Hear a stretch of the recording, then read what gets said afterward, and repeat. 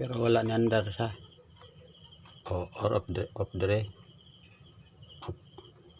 Check kung off dire yon lang yapon ni andar. Kini wa pa siya moabot og 12.9 akong isit ana para full gid siya ang battery. Usa siya mo start ba ug mo puwa na kini kana pwede na gamiton. So pwede na siya yon.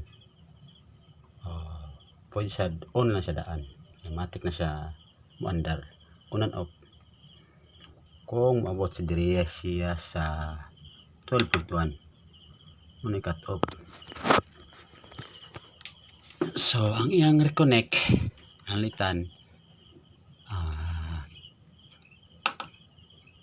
8.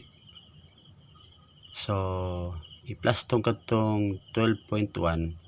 So mo start siya 12.9. Pag 12.9 diha reconnect na nga rin. Maanda na siya automatic on sa dire. Alright, kini pa'y gamiton ayaw lang di lang dunganon. So i-off ni siya inverter kini number 2 bottom number 2 i-off and then on siya. So i-on yung breaker or on off na kare ay on pod operate na siya